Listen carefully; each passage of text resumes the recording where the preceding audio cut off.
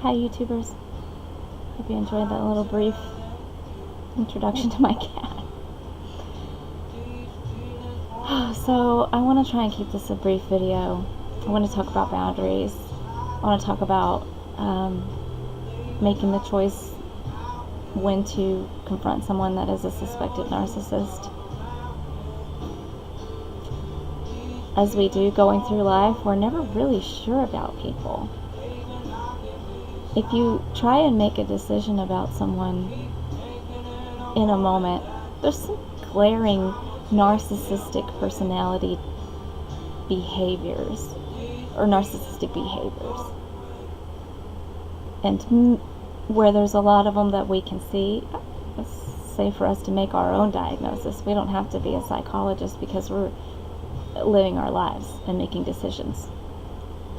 And where there's smoke, there's fire. However, when it's subtle is when we get into trouble. When someone's really good at it, or they have narcissistic personality, narcissistic behaviors, or they're just controlling, or you don't know for sure. And so I was watching a video by Self-Help You. I haven't seen many of her videos, so I'll have to kind of see what else she has that may or may not resonate with me, but this particular video about ripping the mask off the narcissist definitely did. I think we all get to a point where we're dealing with certain behaviors and some that are unacceptable, and we don't know what to do.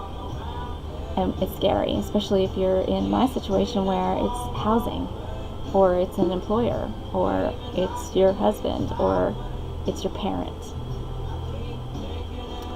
And especially if you were raised by a narcissist and then you're sort of set up for being that empathetic person that instinctively is searching the face of the person that you're in that relationship with, looking for empathy. You just automatically, by being in that mode, find yourself adapting to try and, you're not even thinking that you're trying to please them, you're just trying to get an emotional response to figure out if you're warm or not.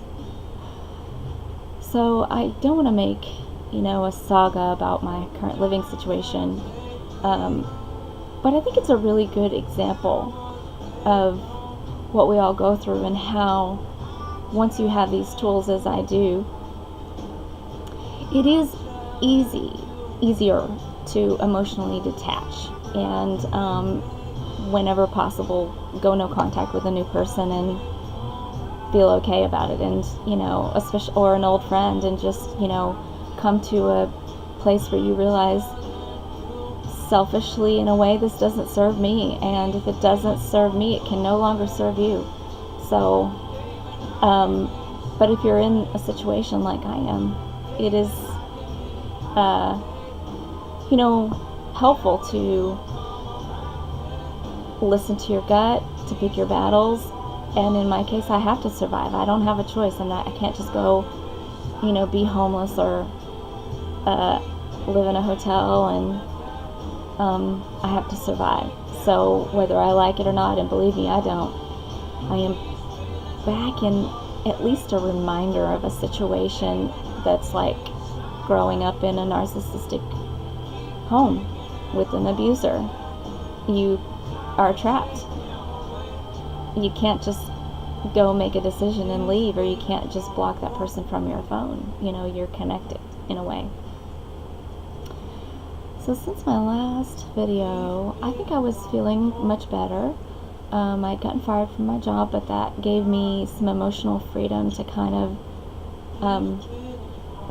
take a couple of days to recover and get organized in my personal space so that I can clear the path ahead. It's really important for me to do that and never feel bad. I can't help but think that the universe builds that time into your schedule too. Sometimes not, but anyway. And then yesterday morning, I feel like there's something else that happened in between, and maybe I'll remember it, but yesterday morning, well, I should say the night before that. Let me turn this down.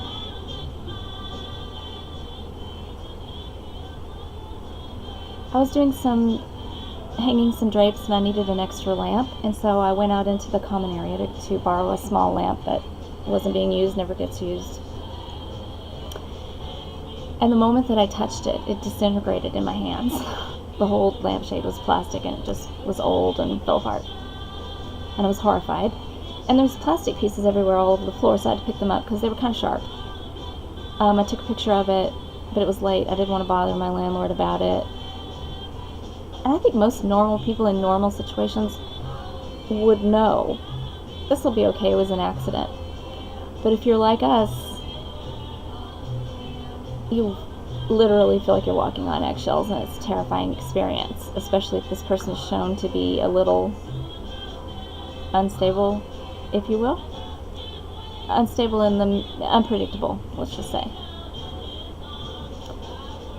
So the next morning, before I even got a chance to even address that, I was still half asleep, and I walk out of my bedroom, and she says to me, "Your cat must be mad about the new rug that you got because he knocked over an old vase of mine with some dried roses in it."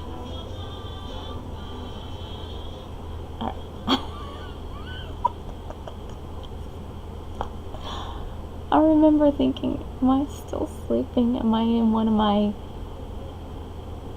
half-asleep dreams? Because that's so absurd. So I was like, what? What?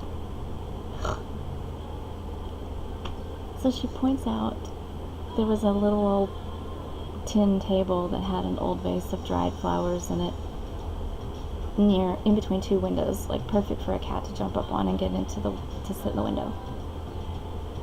And so I was like, oh, that was probably what happened, you know.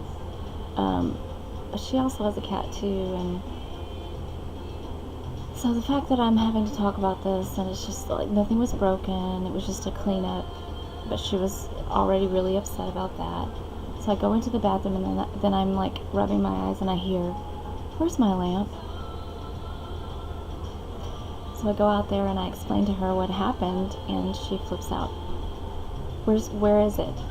I go, well, the lamp has a new shade on it, and I here, let me get it for you. Did you throw? So I threw away the broken pieces because they were broken and irreparable and dangerous. And she proceeded to run downstairs in a panic that I had no right to throw away her stuff. I shouldn't touch her things. That if I needed more light, that I should ask her, and that she'll help me. She goes down into the trash and opens up my trash, just digging through to find these broken plastic pieces to see for herself. I mean, she was literally having a moment. Now, I understand what people get attached to things, but if I have something that I'm that attached to, I'm not going to have it out on display in the common areas of a house that I rent to 4 other people. It's just not.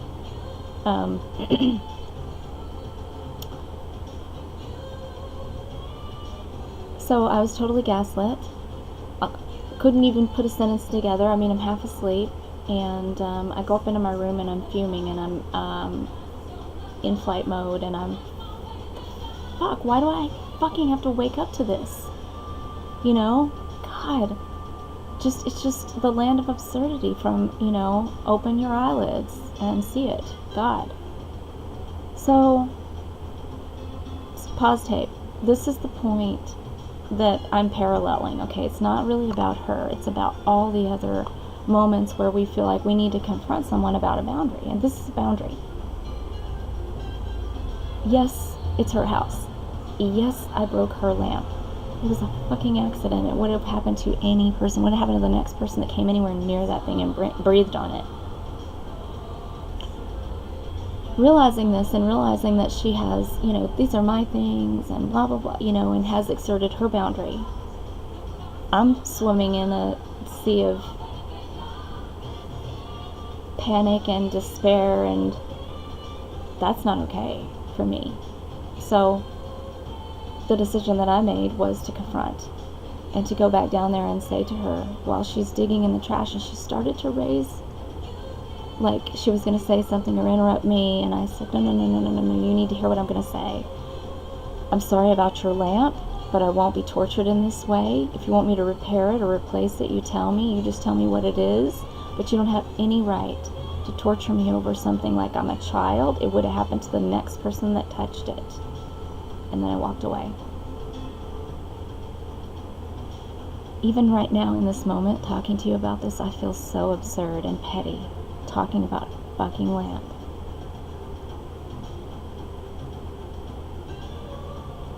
But a little while later, she wrote me a note apologizing.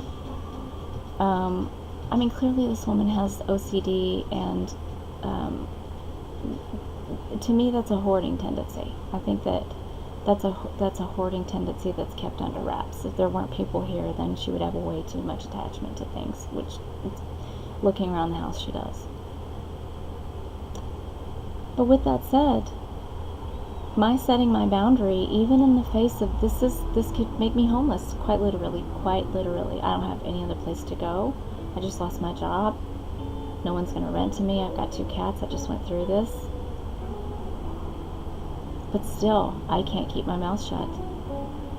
And in this situation, if it had been my own mother and I stood up to her, I would be slapped, beaten, lied about, smeared. It would be an enormous, gigantic thing. But this woman did apologize, took responsibility for it, and I said, look, when I break something, I clean it up and I throw it away. And she goes, yeah, I know, I understand, and I don't. I need a moment with it. If I need to paste a piece of it into my scrapbook. She literally said these things, and I'm like, you know what, that's cool. It's fine. Everybody's got their needs. But I made sure to establish a boundary. And I pray to God that it will serve me moving forward. There have been other times where, I felt like she wasn't considerate. It'll be 60 degrees in the house and the windows are open. The doors are open.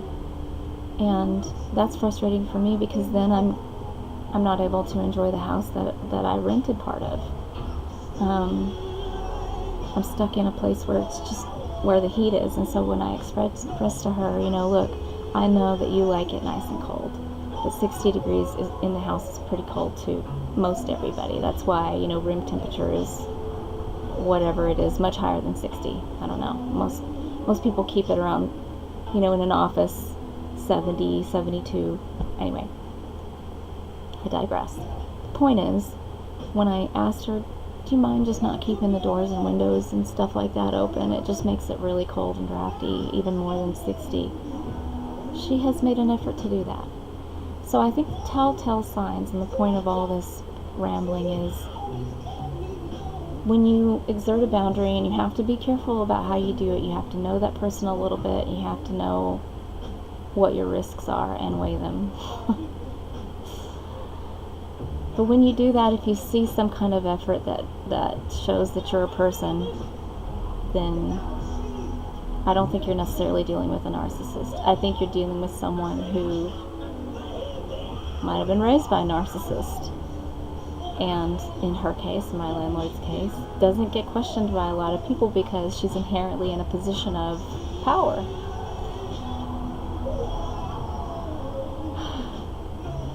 But I would have been so sick and so much more stressed out and so much more flight-ridden and the maker of rash decisions if I did not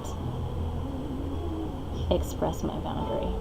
And then it went away. In a way, that expression of the boundary and then getting some feedback that tells you that it's all going to be okay, at least for now,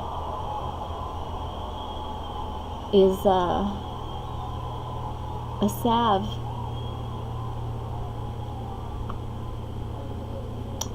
I'm ready for change, certainly. Ready for change. Come here, kitty. Come here. Come here, kitty. Come say hi. You're gonna get on my shoulder? Come on, baby. Hey.